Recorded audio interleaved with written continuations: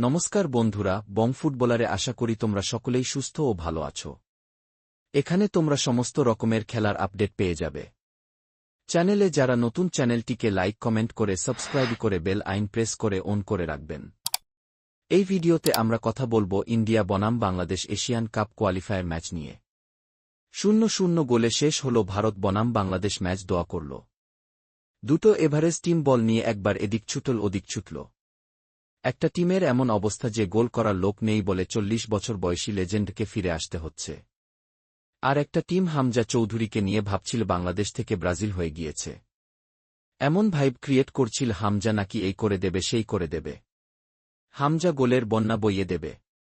সেই হামজা বেশিরভাগ সময় গোল করবে বা করাবে, সেই সব কি বেশিরভাগ সময় লিস্টন যাতে তার রাইট ব্যাকটপকে না বেরিয়ে যেতে পারে তাকে সাপোর্ট দেওয়ার জন্য ডিফেন্সের সামনে দাঁড়িয়ে রইল। মেনলি ডিফেন্সিভ মিডফিল্ডার, কিন্তু বাংলাদেশে ফ্যানেরা যেভাবে তাকে নিয়ে হাইপ করেছিল কি না কি করে দেবে, সেখানে লিস্টন তো অলমোস্ট হামজাকে গামছা পরিয়ে রেখেছিল। আর বাকি তো রেফারিকে একটু টাকা পয়সা দিয়ে এনেছে, প্রিমিয়ার লিগে খেলেছে তো 2-3 বার ফাউল করলেও রেফারি ভেবেছে প্রিমিয়ার লিগ থেকে এসেছে তো ফাউল করছে মানে ঠিকই করছে। সেটি ফাউল নয়, একবার ফারুককে ফাউল করল, একবার লিস্টনকে ফাউল করল, রেফারি কিন্তু দুবারই খেলা অলাও করল। বাকি হামজার তো ম্যাচের মধ্যে কিছু ইম্প্যাক্ট দেখতে পেলাম না।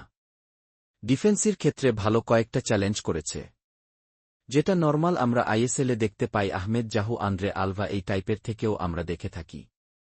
আলাদা তো কিছু দেখতে পেলাম না, নামের ডাকে গগন ফাটে এইরকম একটা ব্যাপার। ম্যাচের সেরা প্লেয়ার লিস্টন কোলাসো যেভাবে বাংলাদেশের ডিফেন্ডারদের নিয়ে ছেলে খেলা করছিল, কিন্তু মানালো টিম সিলেকশন নিয়েও কিন্তু প্রশ্ন থাকবে। দেখো, বাংলাদেশ যত নিজেকে ব্রাজিল ভাবুক, ঘরের মাঠে যে ইন্ডিয়া বাংলাদেশের সঙ্গে 0-0 ড্র করল সেটা লজ্জার। এই গ্রুপে সব থেকে হাইয়েস্ট রাঙ্কিং টিম ইন্ডিয়া, আর সবথেকে লোয়েস্ট রাঙ্কিং টিম বাংলাদেশ। এবার যদি আমরা ইন্ডিয়ার প্লেইং 11 দেখি তাহলে তো সারপ্রাইজ ছিল। ডানদিকে আমরা দেখতে পেলাম গোয়া কোটা চলে এসেছে। বরিস সিং এস আর রাইট ব্যাক স্টার্ট করেছিল, রাইট উইঙ্গার হয়ে গিয়েছিল উদান্তা, এবং ফারুক চৌধুরী পর্যন্ত স্টার্ট করেছে। যেখানে টিমে ক্রিয়েটিভিটির অভাব ছিল, মানে অবাক করা বিষয়। ব্রাইসন ফার্নান্দেজ, নাওরেম মহেশ এর মতো প্লেয়ারকে বেঞ্চে রেখে ফারুক স্টার্ট করছে। সুনীল ছেত্রী 2-3টে যে সুযোগ নষ্ট করেছে তা এক্সপেক্টেড না।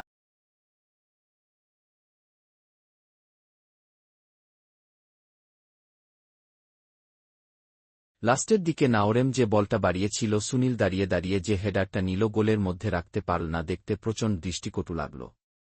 বিশাল কাইতো, যাকে ন্যাশনাল টিমে আনার জন্য আমরা এত আন্দোলন করলাম, সে যদি প্রথম গুরুত্বপূর্ণ ম্যাচ খেলতে নেবে এরকম মিস্টেক করে তাহলে দৃষ্টিকটু লাগে। দুটো ভালো সেভ করেছে। শুভাশিস বোস আজ যে ফুটবলটা খেলেছে, দারুণ একটি গোল্লায় সেভও করেছে। একটা দুর্দান্ত ছোট মারে যেটা বার উঁচিয়ে চলে যায়। গোলে থাকলে দুর্দান্ত একটা গোল আমরা দেখতে পেতাম। আমার মাঝে মানালো তার পছন্দের প্লেয়ারদের নামাতে গিয়ে ডোবালো ম্যাচটা। বাংলাদেশ ফ্যানেরা যেভাবে হাই ক্রিয়েট করেছিল সেভাবে তাদের দল কোনোভাবেই ছিল না, এবং নিজেদের ঘরের মাঠে ইন্ডিয়ার ম্যাচটা যেটা উচিত ছিল তারপরও জিততে পারত। এত সুযোগ মিস করে কোচ হয়তো কিছু করতে পারবে না। সেখানে কি আর বলব, 0-0 ড্র হল। ম্যাচের সেরা প্লেয়ার লিস্টন কোলাসো। আজকের ভিডিওটা এ পর্যন্ত।